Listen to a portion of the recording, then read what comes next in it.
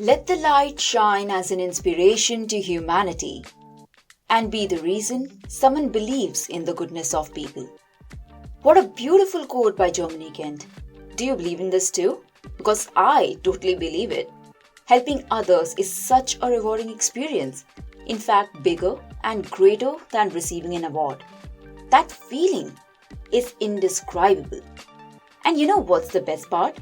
Our amazing guest is too carrying this similar message of encouraging and motivating others to follow and fulfill their dreams.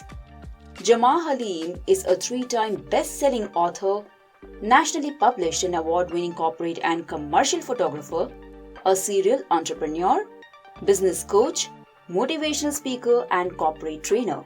He is also the founder of iWon Staff Academy that provides education and training for entrepreneurs and career development focused on creating successful entrepreneurs. Jamar uses the iWon Staff message to encourage and motivate students, entrepreneurs, and career-oriented individuals. His goal is to inspire you to build a platform to ensure that you won't starve. So with all that being said, let us welcome Jamar Haleem.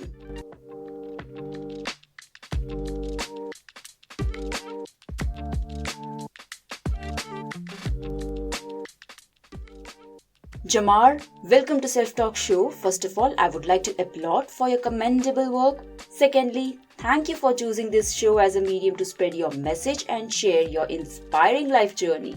Also, very honored to have you as my podcast guest.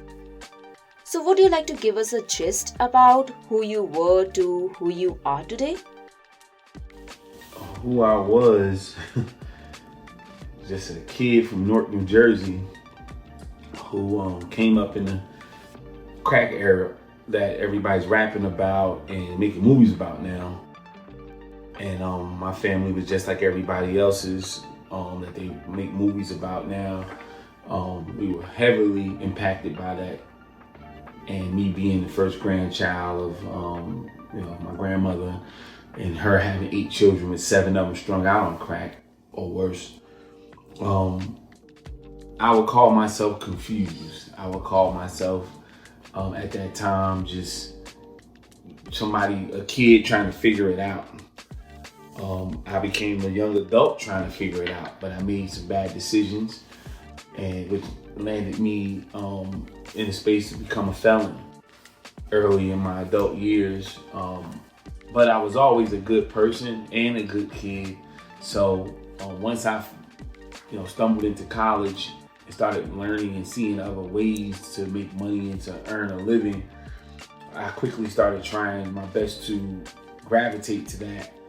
I didn't do it fast enough to beat the felony. However, I took that lesson and that became the catalyst to make me say, hey, one, I'm not going back to getting in trouble anymore, but also becoming an entrepreneur, because they wouldn't let me get the job that my degree warranted. So becoming an entrepreneur was I felt like my only shot, and I went hard and I didn't look back. I've been an entrepreneur since, and now I'm just a person who makes sure that I'm helping my people that come from my community and other individuals to not go through the same problems or troubles that I went through.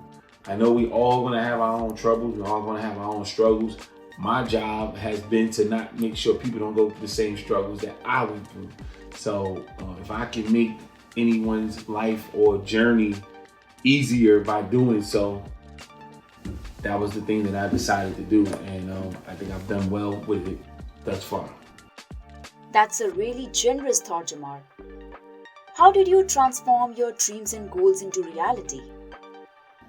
The funny thing is I'm still doing that, but the things that I have been able to accomplish that I dreamed about, it was hell. I don't have a glamorous story about doing it. I was always doing things that I didn't want to do.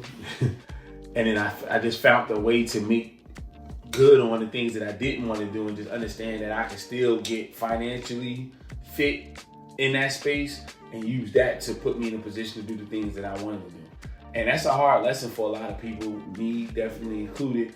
But a lot of times the things we want to do is not the option that's presented to you at that time. And we can fight it. Social media tells us to fight it. Therapists, everybody tells you, don't do that. You want to do that, let's do what you want to do. Don't do something you don't want to do. And if it's not an option at the time, why turn away something that's guaranteed to put you further and closer to where you want to be than just sitting there waiting on a certain kind of boat to come and a certain kind of transportation and a certain kind of plane just to take you over all of the hardships. That makes a man or a woman out of you. It makes a stronger person out of you to be able to deal with something like that and take all the lessons and the skill sets and the drawbacks from something that you never planned on, to be able to get you some of the things or all of the things that you want in this life. That means you're really truly connected to this life, because this life is built for the flexible individual, because it's going to always throw you some hardships and some curveballs. But the people who can take it and switch up when they need to, and the word that everybody overuse, pivot, they'll be the ones to get what they need to get. So I have accomplished a lot of the things I wanted to get, but I wanted to make sure that you guys know that I'm still going after some things that that's high on my list. So true. What was your moment of impact that woke you? Most recently, I can say almost 10 years ago, I went to a TD Jakes conference. I had came back to South Carolina where I became a felon. And so this is after the recession, the Obama time recession. And I went to this conference with my church because I had, took an $8 an hour job. I didn't know, we were just very bad off at that time. And when I went to that conference, he brought a lion out on the stage, and it was all focused around his book. If you follow his writings, his book Instinct. And he brought a full-grown lion on the stage. He was in a cage, and he said, this lion's been in the cage all his life. And so he doesn't know anything about being a lion or being in the wild or any of that. And they said, why do we keep him locked up still? He said, because we're afraid that his instinct is going to kick in and he's going to realize that he's a lion and start doing things that lions do. And he said, there's somebody in this room that feels the same way. And I started crying immediately because I knew I wasn't supposed to be working for $8. I knew I wasn't supposed to be working where I was working. I knew that I was greater than that. I just was in a bad spot, and I was just trying to be a good parent. I just had my son months prior, but I immediately, over the next few months, started to leave that job and ended up leaving that job. And I never been back, and I adopted the mantra, I won't starve, because it was through bad advice and judgment that made me feel like I needed to get a job at the time. It was no support or nothing like that. So I won't starve was that moment for me of saying, whether or not somebody helped me, whether or not somebody's on my team, whether or not, no matter what the world is doing, I know I'm not going to starve. I know my family's not going to starve. I know I'm capable to do whatever I need to do to make sure that me and my family will be good. Right. Can you tell us something about I Won't Starve Academy? What's the story behind the name, and any 3 important lessons that you can share from your training session with our audience? As I mentioned before, the name I Won't Starve was my mantra, and I developed it when I was working an $8 hour job at the Hampton Inn.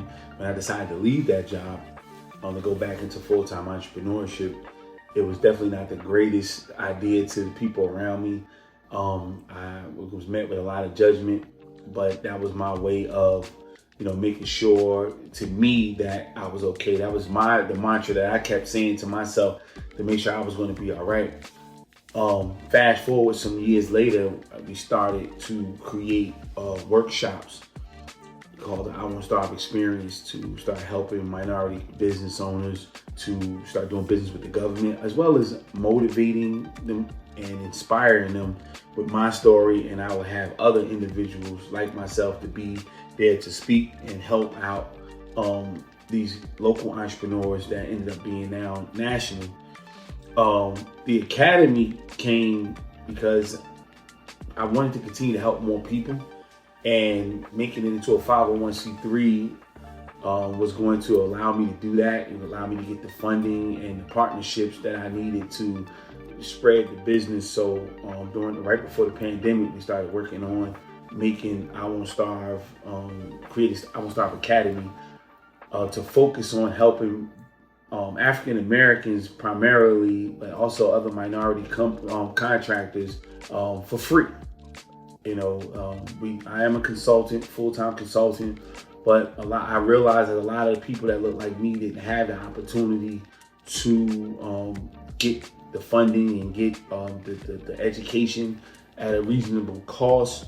So I wanted to make that education affordable to them, and really actually teach people how to become entrepreneurs. We focus on, it was built off of my second book, You Won't Starve: Key Principles of Entrepreneur Development, where I focus on the 5 key principles that I created, or that I wouldn't say I created these things, but I call them the 5 principles that I believe that every new entrepreneur should have in order to be successful, and which starts off with understanding the real meaning of hustle and why they work, understanding what market research is, then understanding that they can start their business off where they are, doing business on their own level, not trying to worry about if I have $5,000, $10,000, or $100,000 to start. They can get started right there where they are. Teaching them how to effectively network by a method I call being the cheese. This is you putting yourself in a position or in a place where you're surrounded by potential customers, and nobody in that room or in that place is your competition.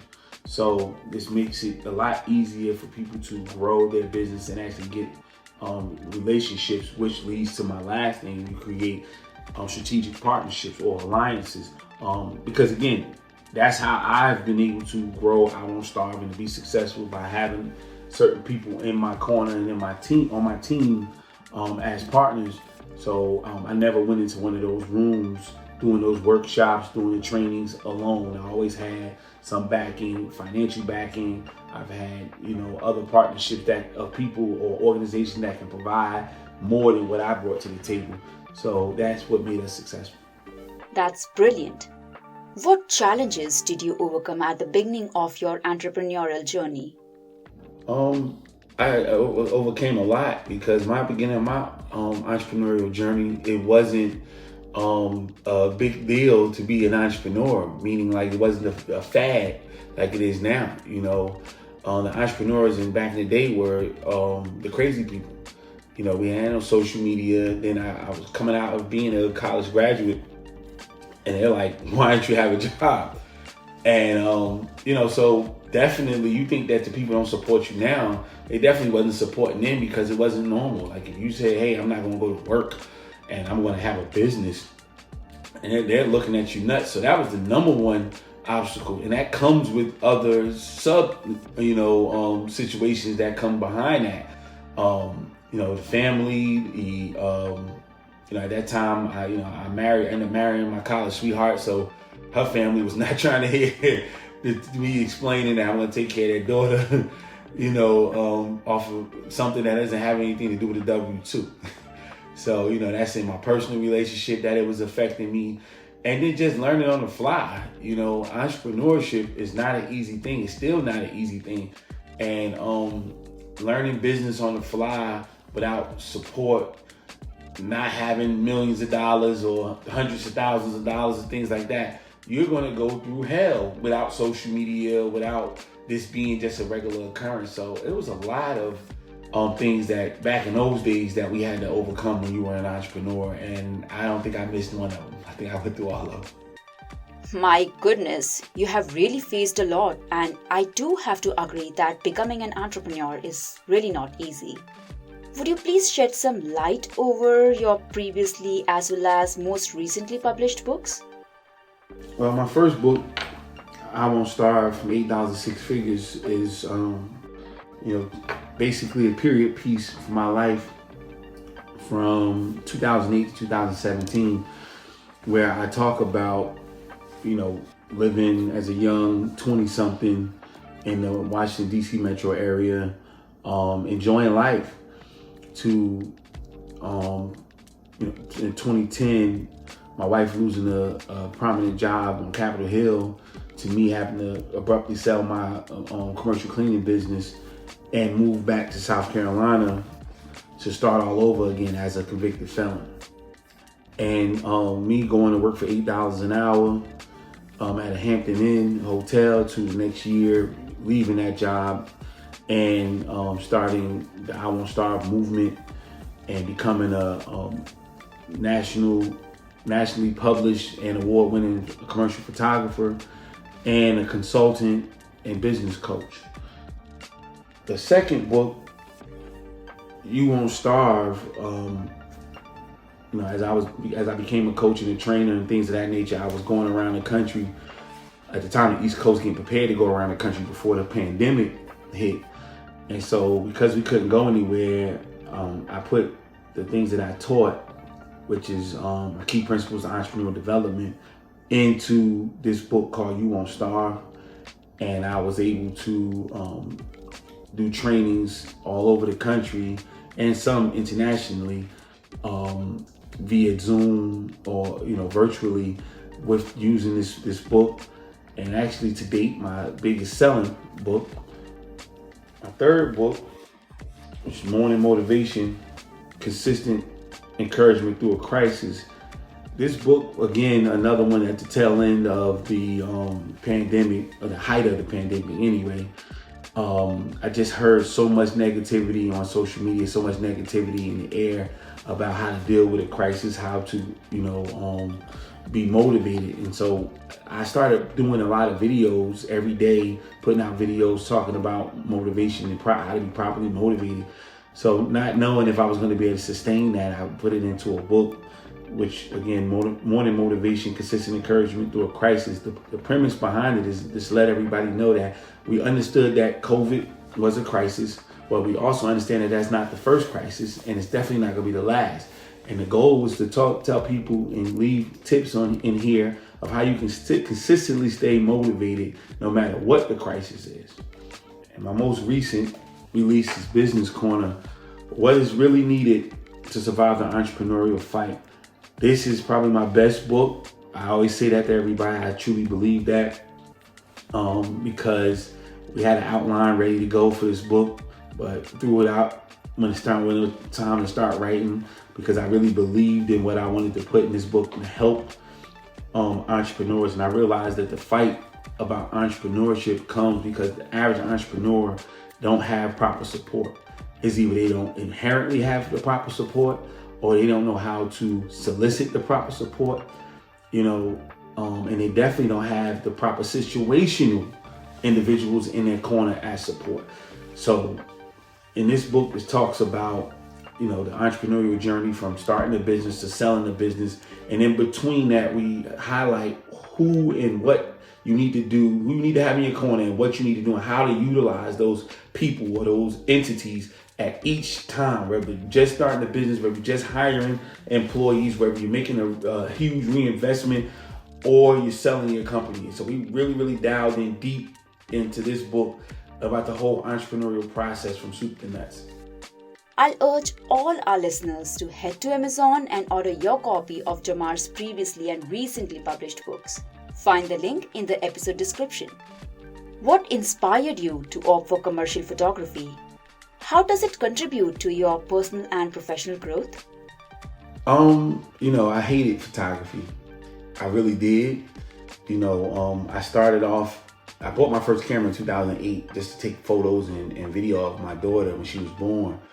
And I was in the music industry at the time, so I would take my camera just filming my artists that I was representing, and that would be it.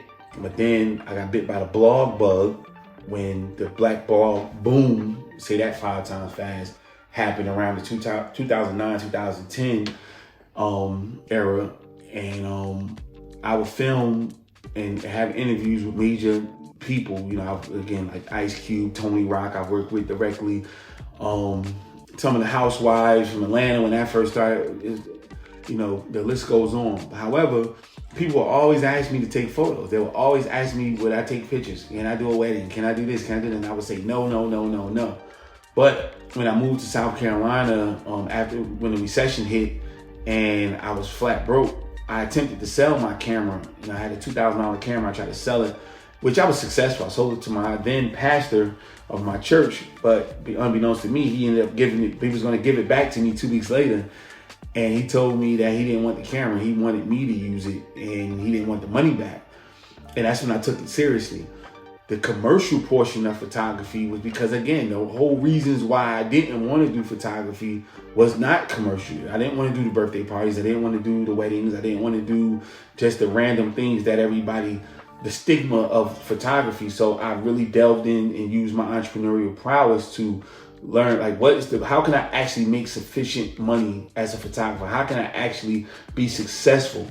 And when I started researching, I saw the commercial and corporate space. And I immediately dialed into the corporate space first, working with a lot of law firms and just targeting law firms. And as that started to build in South Carolina, we went through a couple crises in 2015 where we had the Manual 9 that happened in Charleston, South Carolina.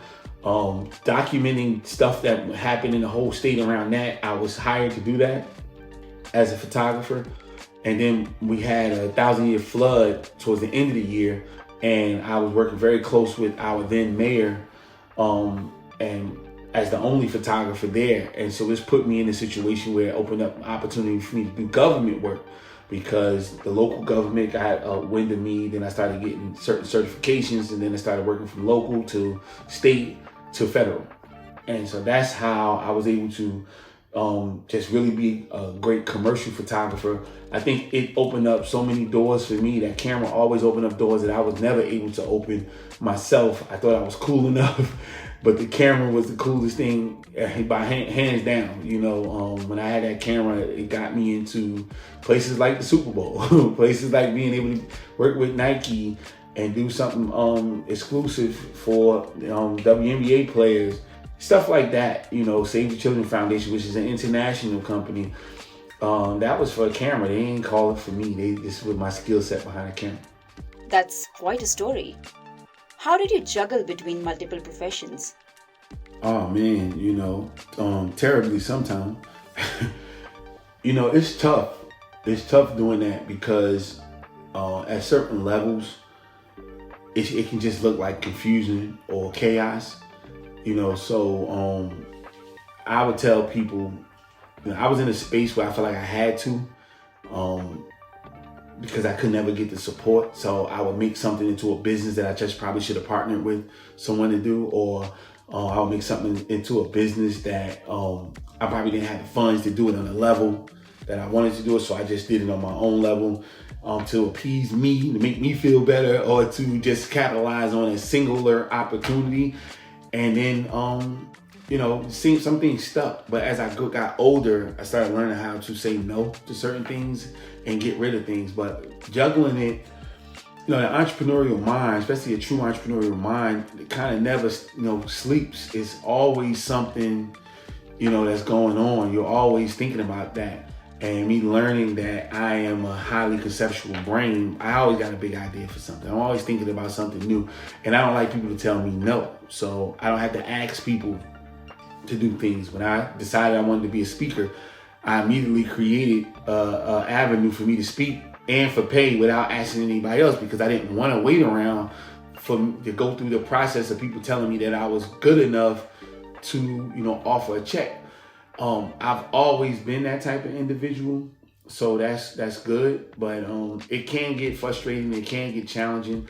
I always try to tell individuals that's coming up in business, perfect something first, master something first before you bring the next thing in, and then get to know yourself, because you can have two different things, but you might not need to be, or three or four, but you don't need to be in the same capacity with all of these things. Some things, it's like you got to create your own job. Photography was my job. That was my 9 to 5, because nobody else was doing that. But once I added the video component to it, we would have 5 or 6 people at an event, they're filming, I'm just taking photos, or maybe not doing anything. I'm just, shaking hands, or might have a table set up somewhere or something. But I just knew that I couldn't do everything on my own if I wanted to grow. And so if you want to add new businesses or new things to your offering, try to make sure that it's not you. Make sure that every new thing you're doing is not, they're going to see you doing it, because you'll draw confusion to yourself and to the marketplace. Because you don't want to see the people who you're trying to ask for, sell a car, then you want to take their photos, and then you're cleaning their toilets, and you're doing that. All those could be your businesses.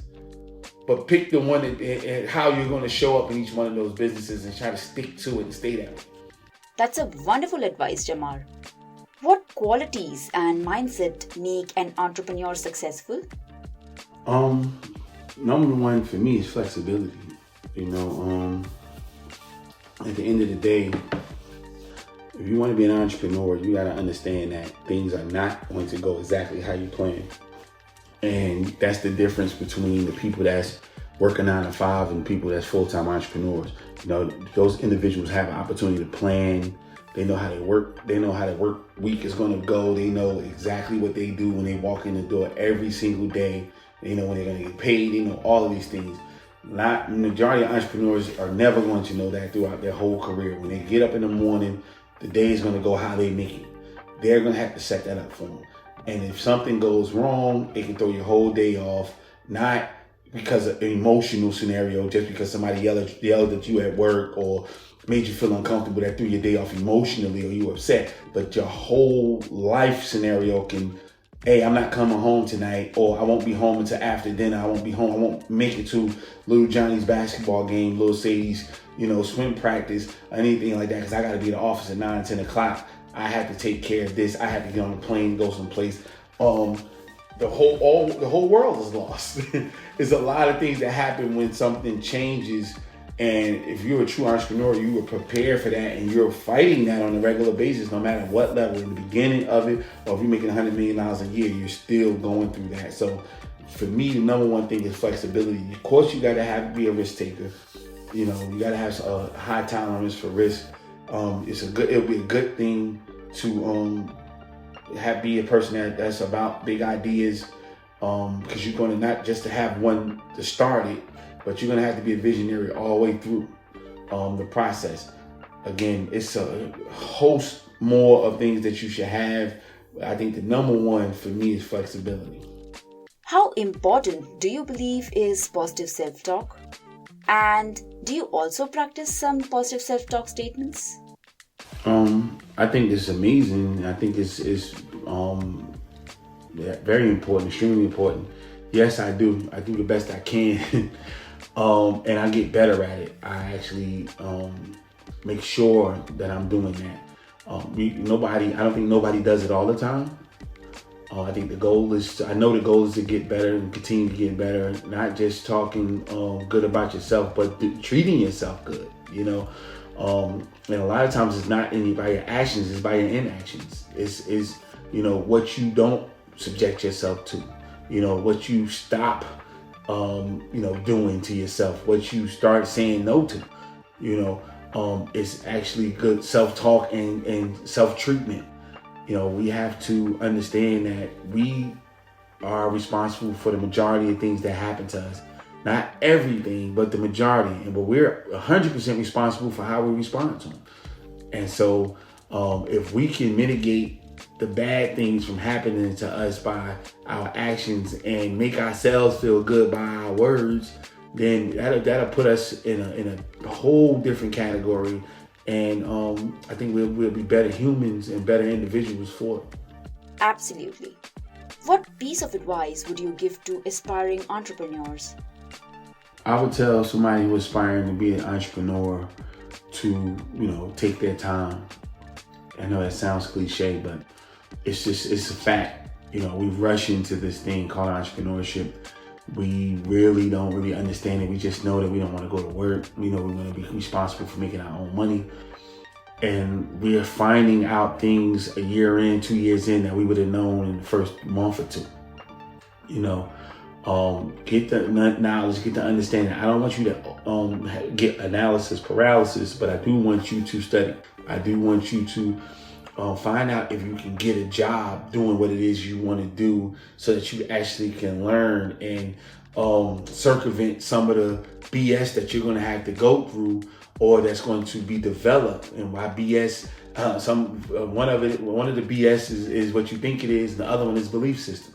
You're going to develop certain belief systems by your hardships. And I would love for you not to go through the hardships that's not there for you. Whatever ones you can avoid, I want you to avoid them. So I was just talking to a client, a coaching client, and they're relocating from Baltimore to Atlanta. And I told her, I said, look, she works in corrections. I said, get a job in corrections when you go to Atlanta, because it's not about the business. Can you run your business when you get down there? Sure. But again, as I said before, flexibility, you don't know what's going to happen. And you got to create a threshold that if it's going to take 6 months, if it's going to take a year or a year and a half, you're not ready to quit because you can't go get a drink like he was able to go get a drink. You behind on a car payment. You're not living the way you used to live. And now you're like living in the dumps now, and you're miserable, and all you keep thinking about is how you used to live. And then that makes you go back to a job. That makes you stay at the job longer. That makes you quit your business. So take the time, learn everything, give your business a cycle, a 1 year cycle. You start your hustle, give it a 1 year cycle. See how all the 4 quarters go for you. See what your strongest quarter was. See what your weakest quarter was. Figure out what you can do better. Find out what the people actually want and need. People's wants change like this, but their needs stay a lot longer. So give yourself a chance to know that stuff before you just jump out there. It doesn't matter about passion. Passion is something that you need, but you need to keep it in your pocket like your driver's license. Just pull it out when you need it and then put it right back in when you don't. So don't let your passion drive you to make a crazy decision to put you into the poorhouse. Get passionate about your business venture. Hold on to that. Now let's get some facts and step out right, so you don't have to run back hiding and run back to the big bad job. That's a very wise advice you just shared. Any message that you would like to leave our listeners with? The platform you lead from is more important than the platform you land on. That was a quote that was that undergirded the whole I Won't Starve movement in creation. I believed in 2014 that I had built enough of a platform for myself that when I leave this job, I would never have to come back. And I hadn't. And it's because, of the work that I did prior to that I did in a temporary lapse, in judgment, and just in a space where I wasn't confident in myself. I succumbed to that. But once I was reminded of who I was and what I was capable of doing and the things that I was able to accomplish in the past, I knew that didn't go anywhere. That was my platform, and that was already built. And I said, I know that I'm way better than $8 an hour. I'm way better than any job. And it hasn't went anywhere for me. So I want people to know that the platform that you have built or you're building right now, once it's completed, it's going to put you in a place where no matter where you land, you'll be able to not just survive, but thrive and be able to be talked about amongst the giants that's in that marketplace. So build your platform. Don't neglect what it is that you're doing. Don't neglect the work that you've already accomplished. I've worked a bunch of crappy jobs trying to become an entrepreneur, and all of those help me now as a full-time business coach and consultant, because I've worked at gas stations. I've consulted people who own gas stations. I've worked in the movies. I can consult people who build a movie. I've worked in real estate. I consult people with real estate. It's so all the things, the crappy things that I've done in my life was just storage and just building blocks to build this hellified platform that I've created for me to be able to provide for me and my family at a maximum level, not at a subsistence level. That's a wonderful message, Jamar. Thank you for your time. It was lovely having you on the show. You can connect with Jamar Haleem through his website. Find the link in the episode description. So with this, we come to an end of this episode. Hope you liked it and the feedback would definitely do wonders. I would really appreciate it if you can subscribe to Self Talk Show. More episodes and more awareness is coming your way, so stay tuned and keep self-talking. You can reach out to me for questions, queries or suggestions at www.selftalkshow.com or email me at showselftalk@gmail.com or through social media pages on Facebook, Instagram and Twitter. Thank you again and see you with another episode.